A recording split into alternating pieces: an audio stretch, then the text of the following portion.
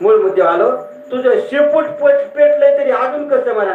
हनुमंतराय म्हणले आता त्याचा अंत जवळ आलाय आणि अंत जवळ आल्याच्या नंतर ते तगमग तगमग करत, अंधुक दिसत, या ठिकाणी वायफळ फडफड करत, अंधुक दिसत आणि आलंय शिकून आलंय. मला चल म्हणते, ज्ञान म्हणते, अशी बडबड सुटती. आता हनुमंतराय गडबड गडबड लोळू लागले. म्हणजे आता हे काय त्याला मरण जवळ आलंय. म्हणलं बरं झालं गड्या, माझी दाढी जाऊ नका. पण हे वांदर मारायला लागले, लय जगार केलं. रावणाला आनंद वाटला. जे दुसऱ्याच्या दुःखामध्ये स्वतःला आनंद मानतात तो आसुरी आनंद आहे. आसुरी आनंद तुम्हाला सुख देऊ शकत नाही. आता आसुरी आनंद राजा रावण उपभोगू लागला. आता वांदर मरते. हनुमंतरायने तिथून उड्डाण केलं आणि जिकडे बघाव तिकडं, जिकडे बघाव तिकडं सगळी लंकेमध्ये असणारी आग लावून टाकली. आपलं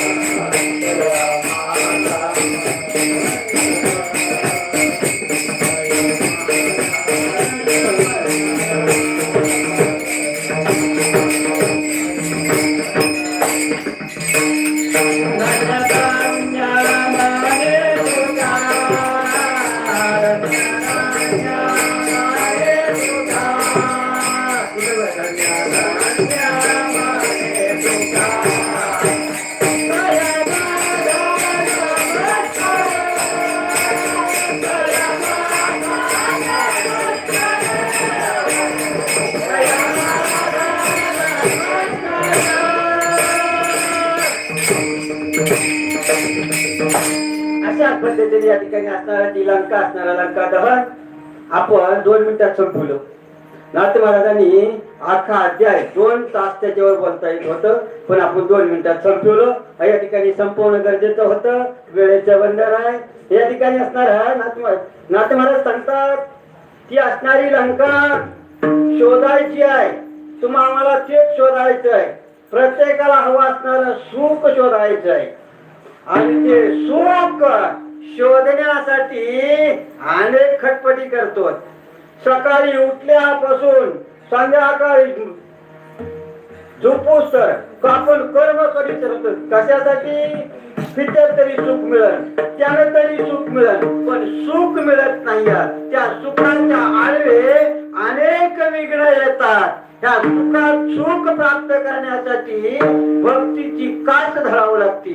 त्या भगवंताचं नाम घ्यावं लागतं. निश्चिम भक्ती या ठिकाणी करावं लागते. पण ती भक्ती देह जावो आत्मा राहो, पांडुरंगी दृढ भाव या निष्ठेने जर भक्ती केली तर सुख आपल्याला प्राप्त होतं. म्हणून ज्ञानोबा म्हणतात जर भक्तीमध्ये परिपक्व झाला तर पिकलिया शेंदा अण्णा पिकलिया शेंदा कडूपणे गेले. पिकलिया शेंगा कडूपणे गेले आणि त्याचं कडूपण गेल्याच्या नंतर गोडवा होतो. अशी असणारी आपली भक्ती वैराग्यानं त्या नामचिंतनाने पिकली पाहिजे. आपली असणारी ही वाचा त्या राम नामाने पिकली पाहिजे. तेव्हा कुठं आपल्याला सुख मिळत